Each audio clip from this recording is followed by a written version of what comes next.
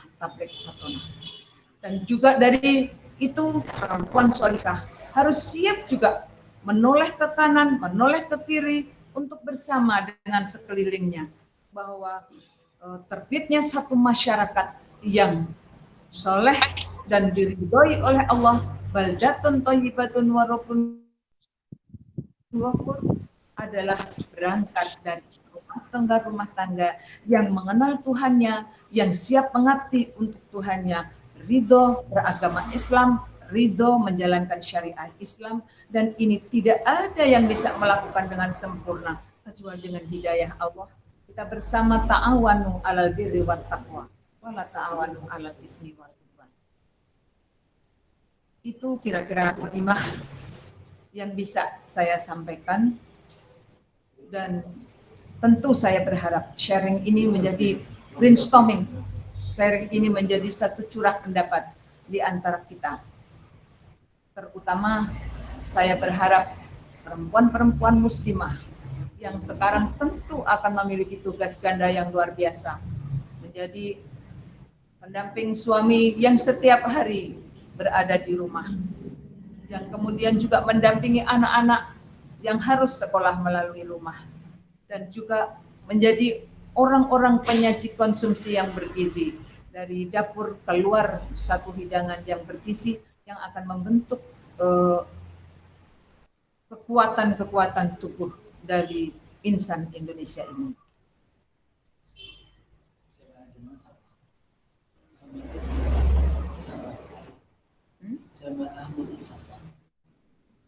Halo, Ibu jamaah yang sangat saya cintai, silakan bersharing bersama kami dari seluruh para pendengar, para jamaah dari Ngabuburit yang sangat saya cintai, yang tentu saya akan belajar dari apa yang sudah Ibu sampaikan ini.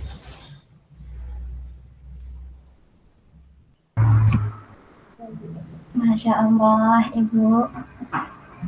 Saya merinding dengar dengan menyampaikan materinya. Apakah suara saya jelas? Ya, jelas ya. Alhamdulillah, Masya Allah. Saya benar-benar merinding dengan menyampaikan materinya. Seakan saya masih merasa, saya sebagai perempuan sendiri, merasa masih belum bisa menjadi wanita muslimah yang seutuhnya. Bahkan banyak dosa-dosa yang masih saya lakukan.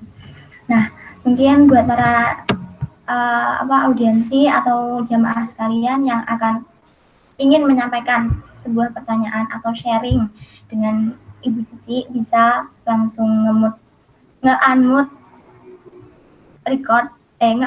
suaranya dan menyampaikan pertanyaan ataupun bisa melalui chatting. Nah, Bu, di sini saya mau bertanya gitu, Bu. Ya, silakan. Kan saya juga sebagai perempuan ya, pasti untuk untuk melakukan suatu keistiqomahan yang kecil itu pasti membutuhkan proses yang panjang, bahkan ada yang keberatan dalam menjalankan keistiqomahan gitu, Bu ya. Nah, saya mau bertanya, gimana menurut jenengan, adakah tips trik untuk kita bisa mudah dalam menjalankan suatu keistiqomahan tersebut biar nggak ada berat hati? Biasanya kan kita kalau mau menjalankan suatu istiqomah, kadang iya, kadang enggak. Nah, itu bagaimana menurut jenengan tips dan trik biar kita mudah dalam menjalankan suatu keistiqomahan? Terima kasih. Iya, terima kasih. Saya akan mencoba untuk bersama menjawab bahwa kalau kita Al-Fusilat ayat 30, di sana ada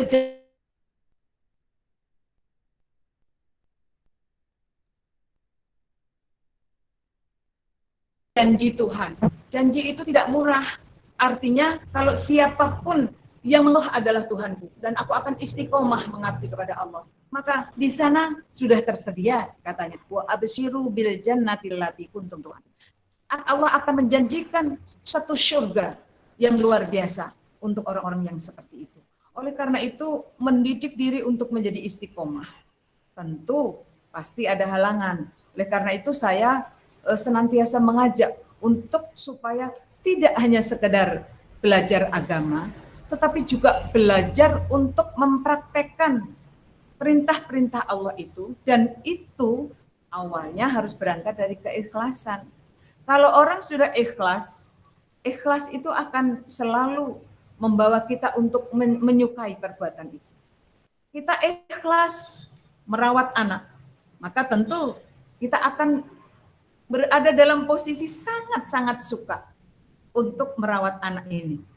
Tanpa ada keberatan, tanpa ada undat-undat, tanpa ada omelan, tanpa ada caci maki, semua rasanya indah. Sampai terkadang baju baru ganti, kemudian anaknya kencing.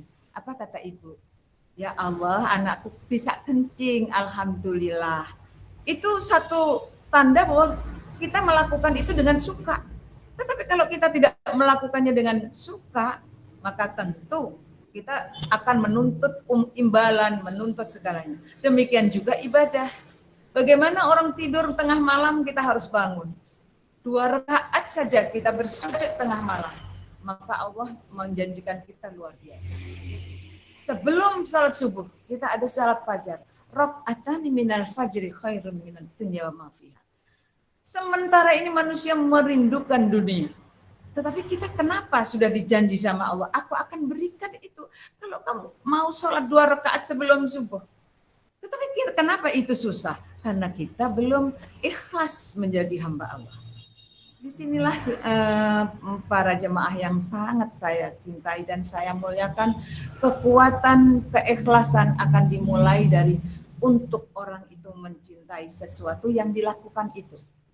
Kalau kita mencintai dan itu perintah Allah. Allah juga berjanji, in kuntum tuhibbunallah fattabi'uni yuhibbukumullah wa yaghfir lakum dzunubakum. Kalau engkau mencintai aku akan balas cinta itu. Itu janji Allah.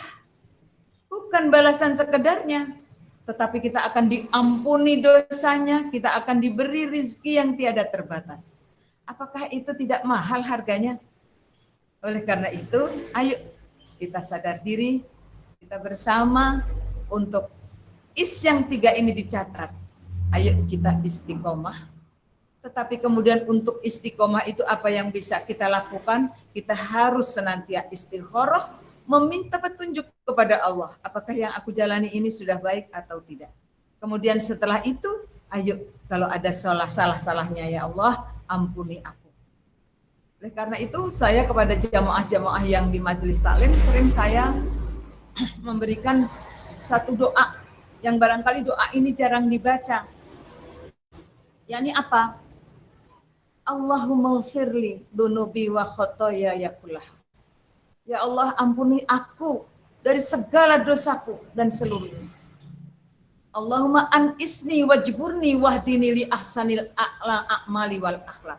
Bimbinglah aku ya Allah, tuntunlah aku ya Allah, gendonglah aku ya Allah untuk bisa melakukan yang terbaik. Artinya amal soleh yang tidak hanya sekedar amal soleh, tetapi dengan dilakukan dengan akhlakul karimah. Anisni, wajburni, wahdini, li ahsanil a'mali wal akhlak. Kenapa kita meminta kepada Allah? Fa'innahu, karena sesungguhnya tidak ada yang bisa menuntun kita. La yahtili ahsaniha illa anta. Wasrif anni. Ayo jauhkan saya dari apa yang menjadi kejelekan-kejelekan. Fa innahu la yasrifu sayyi'aha illa anta. Karena tidak ada yang menjauhkan kita dari kejelekan itu kecuali Engkau ya Allah. Itu pinta Ibu setiap saat. Dan ayo jamaah ngabuburit, kita belajar bersama membaca doa itu agar kita diberikan yang terbaik, selalu dalam bimbingan Allah, selalu mendapatkan hidayah. Kalau toh kita kita keliru, kita akan disentil oleh Allah. Banyak orang yang mengeluh dengan adanya COVID ini, dengan adanya wabah ini. Padahal wabah ini sesungguhnya kalau dihayati, dia adalah nasihat dari Allah. Nasihat ilahi untuk kita semua.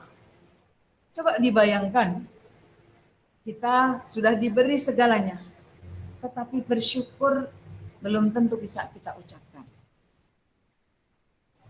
Oleh karena itu, anak-anakku, jamaahku, dan juga seluruh peserta pendengar daripada acara ngabuburit ini, saya akan mengajak untuk kemudian kita bisa secara istiqomah. Kita beremansipasi. Perempuan tidak hanya tidur, tidak hanya di dapur, tidak hanya nyuci-nyuci dari berputar dari kasur dan dapur. Tetapi saya berharap perempuan-perempuan Indonesia, perempuan muslimah, harus menjadi dan mengakui serta bangga dengan identitas muslimah itu, dan kemudian mampu untuk melakukan yang terbaik, baik di hadapan Allah dan baik di hadapan umat semua. Mudah-mudahan semua yang kita ikhtiari ini akan berada di dalam bimbingan Allah Subhanahu wa Ta'ala. Saya kira itu jawabannya. Halo? Iya Bu, Masya Allah, saya kegertak. Tadi saya kegertak. Mungkin ngapunten Bu, bisa diulangi doanya yang tadi. Ya, doa itu memang jarang orang baca ya, tetapi Ibu selalu baca. Yang pertama pasti minta maaf kepada Allah, minta ampun. Karena apa? Karena ampunan Allah itu yang kita harap. Kalau la fadlullahi alaikum warahmatullahi mazaka minkum min ahadin abad. Siapapun tidak akan sampai ke surga ilahi kalau dia tidak mendapatkan rahmat dan ampunan dari Allah. Oleh karena itu, saya selalu mengajak, ayo dimulai dengan Allahumma firli dunubi wa khotoyaya kullah. Ampuni aku ya Allah segala dosaku dan seluruh salah-salah khilafku. Kadang-kadang perempuan jarang yang mengakui kesalahan. Apa katanya kalau suami bilang, Dek, jangan begini. Aku ki kurang opo, aku ki arep opo, dadi bojomu ki aku wis paling pinter. Jadi dia sudah merasa paling pinter, tidak mau dinasehati. Padahal manusia terbaik adalah manusia yang tidak hanya beramal soleh, tetapi berdasarkan akhlakul karimah. Kepada siapapun kita berakhlakul karimah, insya Allah Allah akan memberikan itu. Nah, setelah kita meminta maaf, Allahumma firli dunubi wa khotoyaya kullah, Allahumma anisni wajkurni wahdini li ahsanil a'mali wal akhlaq fa innahu la yahdi li ahsaniha illa anta. Karena tidak ada yang membimbing kecuali Allah. Wasrif anni sayyi'ah fa innahu la yasrifu sayyi'ah illa anta. Ayo seret saya untuk keluar dari jurang-jurang kehancuran. Karena tidak bisa yang membawa saya keluar dari kemaksiatan ini kecuali Engkau. Nah, ini jawabannya barangkali semoga jamaah puas dan siapapun yang mendengarkan. Banyak yang sebetulnya telepon caranya bergabung bagaimana, tetapi kemudian bagaimana saya harus mengajarkan di luar itu. Saya tidak terlalu mengetahui dari ilmu teknologi yang sekarang ini. Oleh karena itu, kalau ada yang bilang, Ibu saya join, oke, gitu aja. Nah, sekarang yang sudah bisa join, ayo kita tanya jawab, ayo kita bertukar, bersharing, brainstorming bersama Ibu. Barangkali, ayo kita bareng. Bukan berarti Ibu sudah di atas awang-awang, bukan, tetapi Ibu juga masih sama ingin menggapai yang terbaik di hadapan Allah SWT. Alhamdulillah, Ibu, terima kasih. Tadi doanya sampun saya catat. Terus saya mau bertanya lagi Bu. Ketika misal contoh nih, ada seorang wanita yang melakukan istiqomah, misal membaca Al-Waqiah setiap waktu tertentu. Nah, di mana di saat dia lagi halangan atau datang bulan. Nah, niku apakah kita juga harus membacanya di waktu itu atau pripun? Kalau kita sedang menstruasi, maka dalam menstruasi itu kita tidak boleh mengerjakan sholat. Kita tidak boleh tawaf. Tetapi kalau kita di dalam Quran itu kemudian adalah sebuah doa. Tapi kalau itu surat Waqiah sudah diambil menjadi surat. Nah itu kan pasti itu berarti membaca Quran. Tetapi kalau hanya bismillah, hanya yang sudah menjadi doa-doa kita misalnya Rabbana atina fid dunya hasanah, Itu wa fil akhirati hasanah wa qina adzaban, itu doa. Nah, ada di ayat Quran itu, tetapi kalau itu sudah masuk di dalam doa, maka itu boleh. Tetapi kalau berniat untuk membaca Al-Quran, tentu tidak boleh. Tapi kalau misalnya kita mendengarkan murotalnya Bu, terus kita ngikutin dengan niat zikir, pripun? Apa? Terus kalau misalnya kita hanya mendengarkan murotal, kemudian kita berniat untuk zikir, tapi kita juga ngikutin lantunan itu pripun? Yang mendengarkan telinga, bukan mulut. Jadi ya sudah, mendengarkan itu wastami'u lahu wa ansitu la'alakum turhamun. Mendengarkan orang membaca Al-Quran itu sudah sangat mendapat rahmat Allah. Sehingga kalau mendengarkan tidak menjadi masalah. Jangankan orang yang menstruasi itu membaca Quran, memegang saja, kita harus menghormati Quran itu dengan mengambil wudhu. La yamassuhu illal mutahhar. Meski di dalam madhab berlain-lainan, ada yang mengatakan itu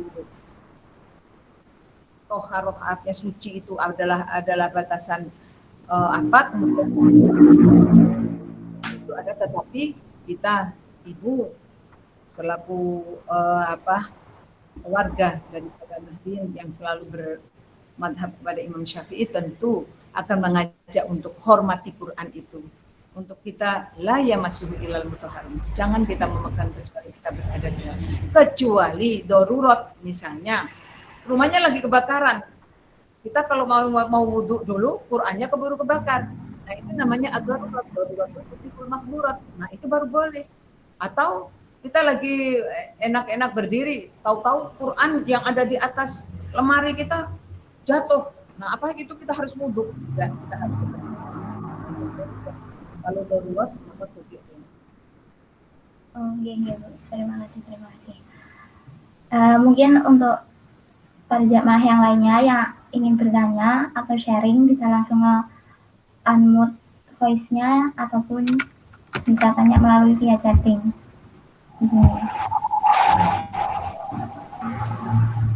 Nah, ini wonten pertanyaan nggih Bu nggih dari Kak Sela.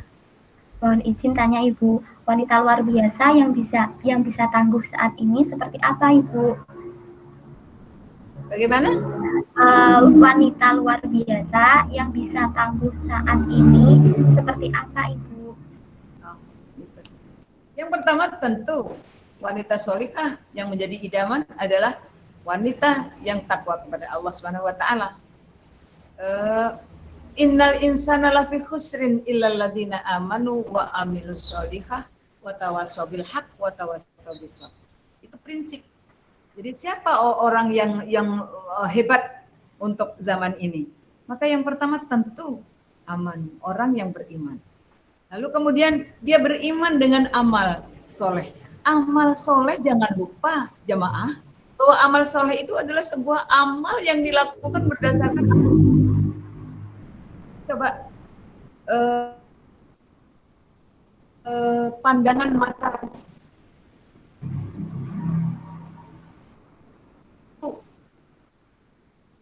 hati, kata hati. Oleh karena itu akhlak itu harus menjadi nomor satu. Dasar daripada amal ini supaya dicatat oleh Allah menjadi amal soleh. Saya masih ingat bahwa Rasulullah pada saat hadir, untuk apa Rasulullah? Ternyata innama bu'istu liutammima makarimat. Hari ini akhlak itu sudah terlepas jemaah. Bagaimana seorang anak yang ditanya oleh mamanya, oleh ibunya, oleh bundanya, oleh uminya, kemudian, nah kamu sudah sholat, apa yang dijawab? Dia tidak melihat ibunya. Padahal ibunya yang sudah bertaruh nyawa untuk melahirkan dia. Dia tidak melihat. Dia melihat HP-nya. Nah kemudian apa jawabnya? Sudah, tapi sudah itu tidak dengan hatinya. Seorang ibu yang dijawab anak dengan seperti itu, tentu akan merasa iba kepada anaknya. Betapa anaknya sudah tidak menyayangi. Apalagi dia kemudian dengan yang lain-lain. Sekarang bukan hanya anak-anak yang harusnya menjadi contoh gurunya adalah ibu-ibunya. Ibunya sering bertanya kalau HP-nya bunyi, lalu kemudian suaminya memanggil, siapa yang lebih dahulu dijawab, HP-nya apa suaminya? Ternyata HP-nya. Padahal suami itulah jihad kita, melayani suami, jangan lagi sampai memijit, sampai melayani. Kita baru tersenyum aja. Kita sudah dihadiahi oleh Allah. Kamu boleh pilih masuk surga dari pintu yang mana. Betapa enaknya kita perempuan ini seharusnya. Jadi perempuan yang seperti apa? Aman. Lalu kemudian amal soleh adalah tawasau bil haq wa tawasau bis sabr. Yang melakukan amal itu dengan memilih yang benar, melakukannya dengan benar, dan dilakukannya dengan penuh keikhlasan, penuh tata krama, dengan kesabaran. Nah itu rasanya menjadi rumus kehidupan perempuan. Masya Allah. Ada manfaat.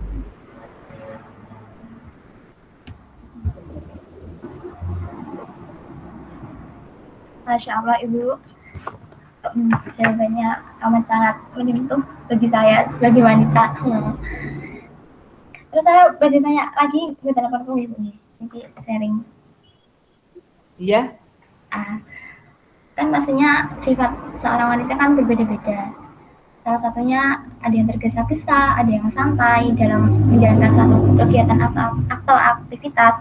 Nah, terus menurut jenengan bagaimana dengan wanita yang yang tergesa-gesa untuk dalam melakukan suatu kegiatan dan hasilnya itu pun tidak maksimal. Terus bagaimana menyikapi dan untuk menjadikan kita sebagai wanita yang santai dalam menjalani segalanya itu pripun? Iya. Terima kasih. Tapi susah untuk dijawab. Pertanyaannya mudah. Bagaimana kalau kita melakukan sesuatu dengan tergesa-gesa? Tergesa-gesa adalah satu nilai yang relatif ya.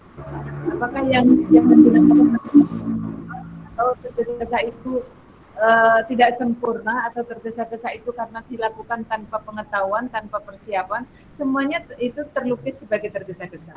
Oleh karena itu, Ibu akan menjawab di antara yang itu saja. Artinya, tidak ada satu pekerjaan yang tidak dimulai dengan niat. Semua yang akan kita lakukan pasti harus kita niati. Dan kalau kita niati, maka kita akan membagi waktu. Yang akan kita lakukan ini kira-kira memakan waktu berapa. Lalu kemudian kalau saya sambil ini bagaimana? Alhamdulillah perempuan kalau sok keren mengatakan multi talenta. Artinya bisa mengerjakan dalam satu yang bersamaan dengan beberapa pekerjaan. Para neurolog sering mengatakan bahwa katanya otak perempuan lebih tebal daripada laki-laki. Laki-laki kalau sudah megang motornya, ngelap motornya, dipanggil, biar istrinya kejepit pintu juga nggak bakalan dengar. Tetapi kalau perempuan lagi ngulek sambal, anaknya nangis bangun tidur, dia dengar. Diambil anak itu, digendong anak itu, neruskan lagi pekerjaan itu, sambil kemudian goreng tempe, sambil kemudian ngaduk kopi, itu bisa. Kenapa? Perempuan jangan sombong kita mengatakan multi talenta, tetapi memang otak kita itu juga lebih tebal. Oleh karena itu, sampai tebalnya itu katanya 30% lebih tebal. Dan saya percaya itu. Kenapa? Karena di dalam Quran itu perempuan disebut menjadi 4 nama. Ada di sana An-Nisa, ada di sana Al-Unsa, ada di sana Mar'ah. Ya. Jadi ada 4, ada Muslimah. Itu nama-nama perempuan semua. Tapi kalau laki-laki perempuan, dengan zakar. Tapi kalau perempuan ada nama yang Bajuan. Iya. Bajuan kali, bajuan. Banyak mana. Tetapi kemudian nama-nama itu kenapa berdasarkan sifat daripada perempuan itu. Misalnya Kenapa perempuan dinamai Musa? Karena perempuan adalah istimewa. Ada pekerjaan yang tidak bisa dilakukan laki-laki. Kemudian, kenapa perempuan dinamai mar'ah? Karena perempuan itu harusnya seperti kaca. Dia harus setia setiap saat, dia harus bersih, dia harus jujur, seperti kaca itu. Kalau kaca itu tidak bersih, orang malas pakai. Kalau kaca itu dipakai tengah malam, apakah kaca kita itu kemudian akan gelap gulita? Enggak. Kaca itu mau. Kita bangun jam 1, lalu kita melihat mata kita, apakah mata kita masih kerip-kerip, itu tahu, dan kaca itu mau. Betapa jujurnya dan setiap saat kita itu mar'ah. Oleh karena itu mar'ah itu karena dari mir'ah itu.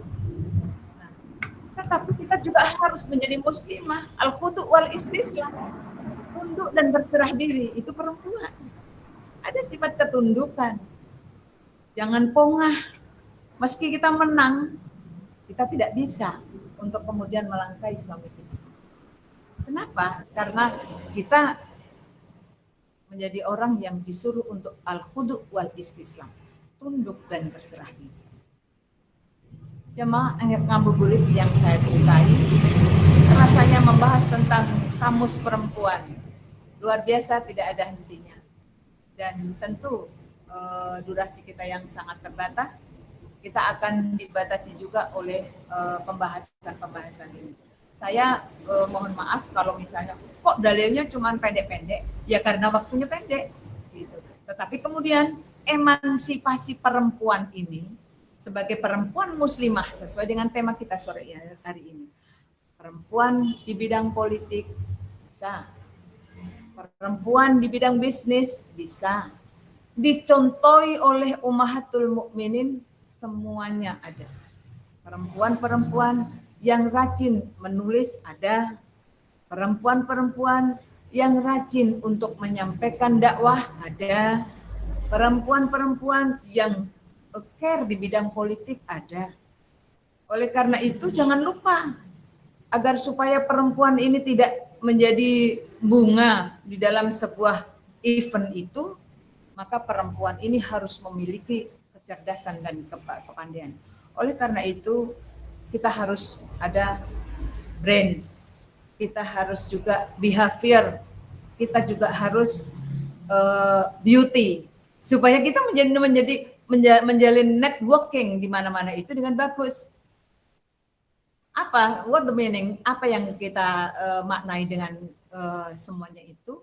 Kita harus punya kecerdasan, skill di dalam apa yang kita lakukan. Saya melihat ibu-ibu yang pinter tahlil, kalau misalnya, ayo pimpin tahlil, itu cepat megang mic itu.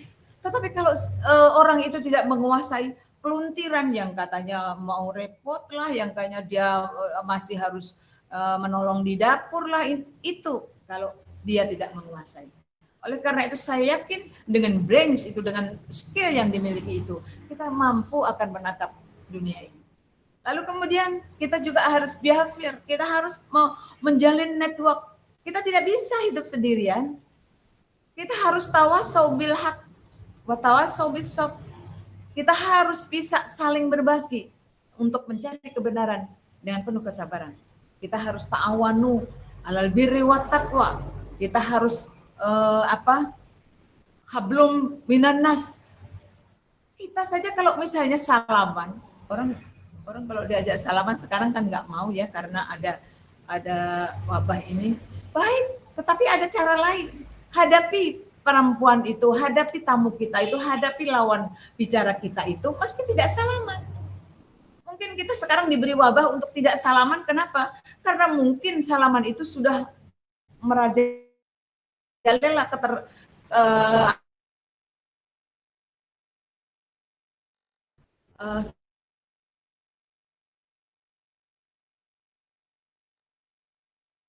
nah mungkin kita ta'awanu alal birri wat taqwa, saya akan menyampaikan bahwa andai kita bersalaman sewajarnya, maka tentu Allah tidak sampai boleh bersalaman. Saya kadang-kadang nangis karena salaman itu akan merontokkan dosa-dosa kita. Tetapi karena ada wabah ini, dengan suami pun kita tidak bisa salaman. Nah, jadi itu yang menyedihkan kita. Baik, apalagi yang tadi belum saya jawab, sudah semua rasanya ya. Alhamdulillah, terima kasih Bu atas jawabannya. Terus ini ada, saya tadi kan jenengan bilang perempuan bisa masuk ke dalam, terjun ke dalam dunia politik. Nah, saya beri tanggapan, apabila perempuan itu terjun di dunia politik dan menjadi suatu pimpinan atau dia yang mengetuai atau dia yang penguasa, gimana ya, apabila perempuan terjun di dunia politik dan dia terjun di dalam yang menguasai atau pimpinan, nah niku terus lebih mementingkan egonya, terus pripun niku? Oh, lebih pemimpin itu tidak berego. Rasulullah sendiri saja sampai dia kalau ada orang kelaparan, Rasulullah akan paling belakang. Gitu loh. Jadi kalau ada orang ketakutan, Rasulullah ada paling depan, itu pemimpin. Oleh karena itu tidak ada kategori perempuan, para pemimpin perempuan dan pemimpin lelaki, tetapi kalau dia sudah siap terjun ke dunia politik dan itu memimpin sebuah komunitas yang dia menjadi decision maker, maka tentu yang namanya menjadi pemimpin itu tentu akan menegakkan wibawa berdasarkan cinta kasih. Kita harus memberikan contoh-contoh keteladanan. Lalu kemudian ego itu kita buang jauh. Saya selalu bilang kepada perempuan-perempuan ini, kalau anak-anak diomelin, saya sampai kadang-kadang dengar keluh kesah anak-anak itu, sudahlah mah jangan panjang-panjang.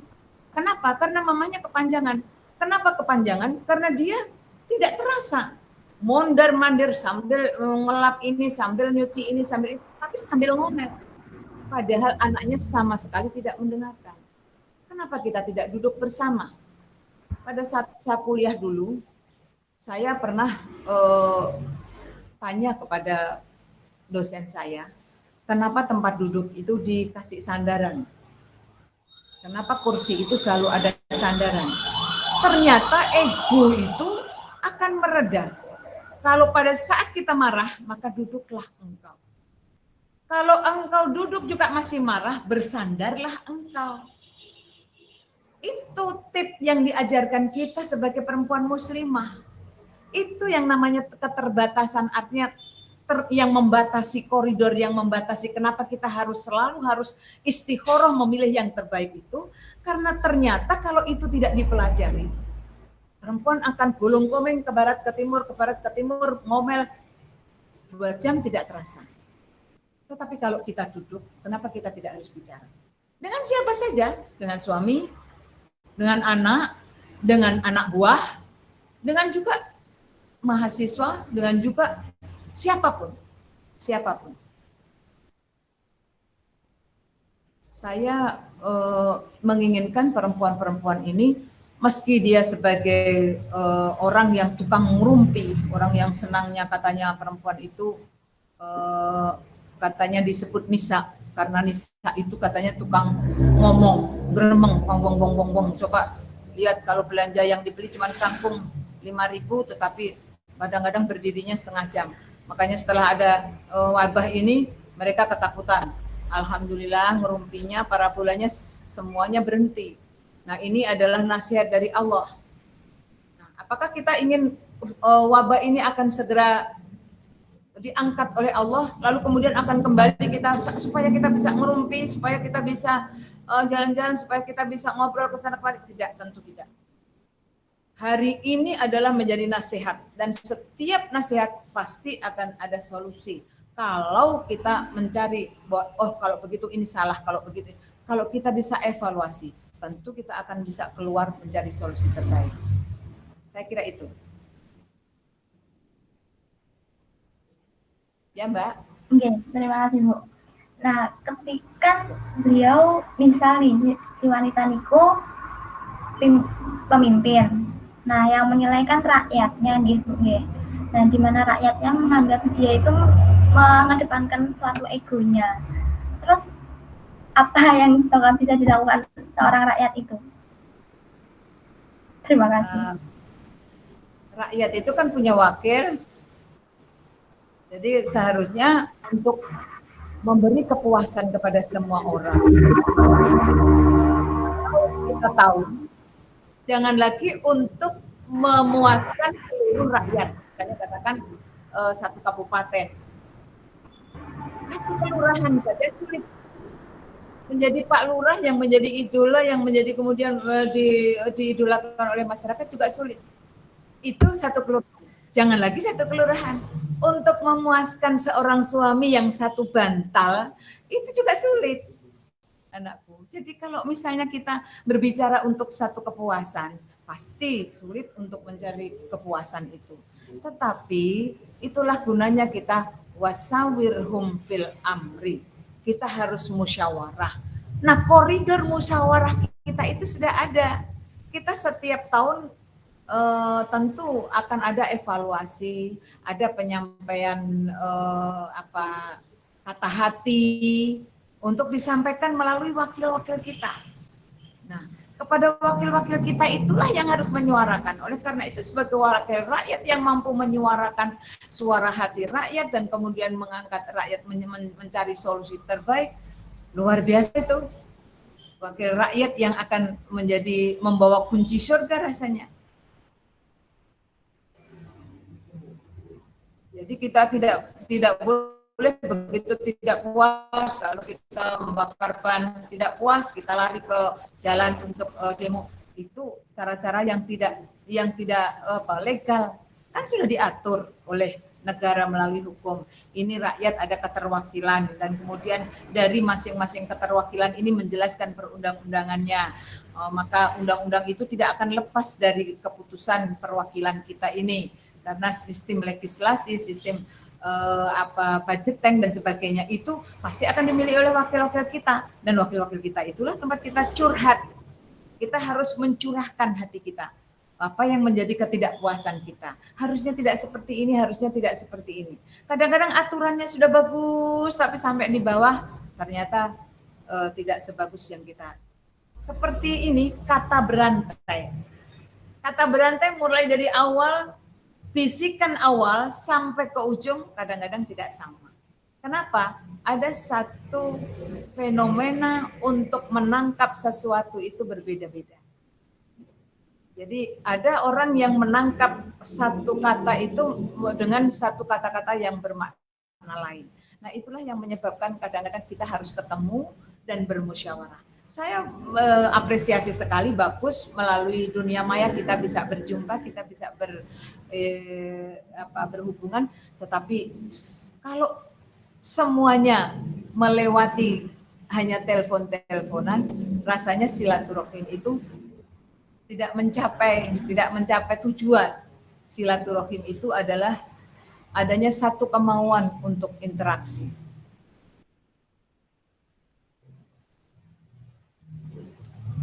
Halo, ya? Iya, Bu. Iya. Terus niki wonten pertanyaan dari Mas Rika Unaim. Bagaimana Bu hukum suami-suami takut istri? Bagaimana? Hukum suami-suami takut istri. Hukum suami takut istri. Wah itu belum Tuhan aja, Bu Cici aja yang menghukumi. Bu Cici udah gak interest laki-laki yang takut istri. Ar-rijal qawwamuna 'alan nisa, justru laki-laki itu harus menjadi pemimpin yang mampu memimpin dari istri itu. Dan saya menyatakan kepada perempuan-perempuan, jangan merasa menang kalau sudah memenangkan pertandingan dengan suaminya. Karena suaminya diam aja, suaminya ngalah, lalu kemudian cerita kepada tetangga, besok aku puas. Kenapa puas? Karena saya sudah bisa mengalahkan suami saya. Padahal orang yang bisa mengalahkan suaminya, itu awas loh. Ada satu penantian yang sangat menakutkan di hadapan Allah nanti. Oleh karena itu, katakanlah yang terbaik. Jangan kalau tidak bisa berkata baik, diamlah. Lalu kemudian bagaimana menghadapi laki-laki yang takut istri? Saya kira itu bukan laki-laki yang ideal. Laki-laki ideal adalah laki-laki yang harus bisa membimbing istrinya. Karena itu sampai istri itu diserahkan. Hunna libasul lakum wa antum libasul lahunna. Lalu kemudian di dalam yang lain lagi sampai ada rumus-rumusnya. Rumusnya bagaimana? Nanti dibaca di surat An-Nisa ya. Ayat 34 di sana disebutkan dengan jelas kalau perempuan ini ada sesuatu yang dilanggar oleh perempuan itu faiduhunna. Terus kemudian kalau dinasihati juga nyengkre-nyengkre, katanya kamu tidak boleh dekat-dekat, jauh-jauh aja. Faiduhunna fil marji. Lalu kemudian kalau faiduhunna fil marji, lalu kemudian masih ngomel-ngomel aja, kita bisa fadribuhunna. Tetapi kata-kata fadribuhunna itu bukan lalu kamu kemudian istri dipukuli sampai banyak, enggak. Tetapi adalah pemukulan-pemukulan dengan sesuatu yang membawa kemanfaatan. Rasanya tahapan itu kalau bisa dilakukan baru faiduhunna. Perempuan itu Masya Allah luar biasa, istimewa perempuan itu. Perempuan itu memiliki karakter yang berbeda dengan laki-laki. Perempuan itu bisa menggebung-gebung, terus kemudian masih diingat, biar 1000 tahun masih ingat. Tapi laki-laki kalau marah, kadang-kadang keluar dari pintu rumah, dia udah lupa kalau dia habis marah dengan istrinya. Oleh karena itu perempuan harus tahu itu. Kalau laki-laki sedang pidato, sedang khutbah, dengerin aja. Kalau perlu, kalau suami jalan ke depan, kita bawa centongan sambil ikutin di belakangnya.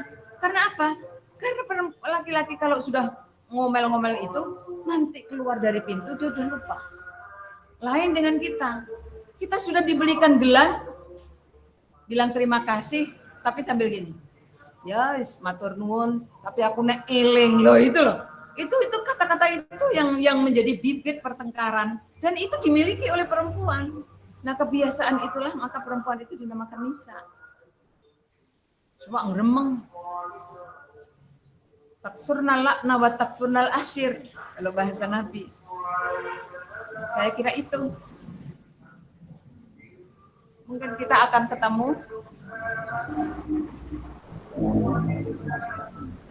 Oh ya.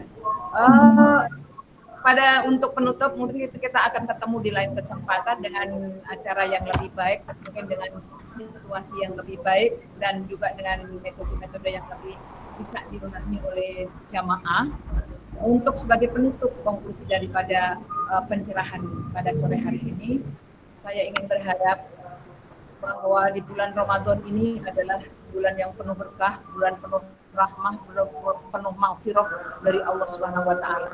Ayo kita perempuan-perempuan muslimah di mana saja berada, seluruh yang mendengarkan siaran ini, seluruh yang bersama kita ngabuburit ini sambil menanti buka puasa, kita berdoa kepada Allah, memohon selalu dan apa yang kita lakukan semata-mata lillahi ta'ala. Hanya berharap ridhonya Allah, hanya berharap bimbingan Allah, hanya berharap ridho dan inayahnya Allah. Lalu kemudian kita setelah itu, ayo kita belajar dengan baik. Miliki skill kita sebagai perempuan muslimah dengan skill yang baik, dengan skill yang sesungguhnya. Ini baik atau ini tidak baik menurut koridor wanita muslimah. Perempuan-perempuan muslimah harus senantiasa bangga menjadi muslimah. Tidak boleh karena ingin meniru model-model atau untuk menjuarai satu kejuaraan, lalu kemudian dia harus mengorbankan akidah yang telah dipelajari. Kemudian yang ketiga, setelah kita bisa beramal soleh, jangan lupa, ayo kita muliakan bulan ini, kita ramaikan bulan ini, kita berharap ridhonya Allah dengan baik, banyak-banyak membaca Al-Quran, banyak-banyak beristighfar kepada Allah Subhanahu wa taala, dan banyak-banyak berdoa, terus berdoa. Karena tidak ada yang kuasa kecuali Allah Subhanahu wa taala. Untuk menahan wabah yang semakin menggila. Tidak cukup obat, Allah Subhanahu wa taala yang menurunkan wabah ini, dan wabah ini adalah atas izin Allah. Oleh karena itu ayo kita berdoa. Bismillahirrahmanirrahim. La yadurru ma'asmihi syai'un fil ardi wala fis sama. Wa huwas samiul alim. Mudah-mudahan Allah yang memiliki langit dan bumi ini memberikan anugerah kepada kita lepas dari musibah dan bala.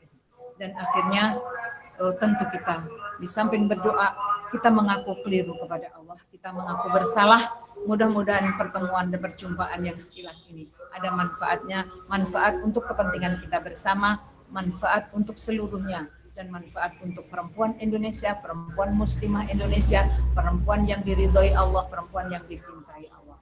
Hadanallahu wa iyyakum ajmain. Wallahu muwaffiq ila aqwamit thoriq. Assalamualaikum warahmatullahi wabarakatuh. Waalaikumsalam warahmatullahi wabarakatuh. Waalaikumsalam warahmatullahi wabarakatuh. Terima kasih Bu Siti atas penyampaian materinya. Semoga berkah untuk kita semua yang mendengarkan.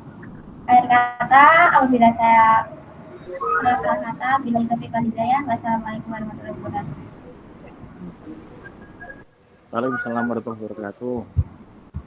Matur nuwun Bunda atas sharingnya pada kami, semoga berkah.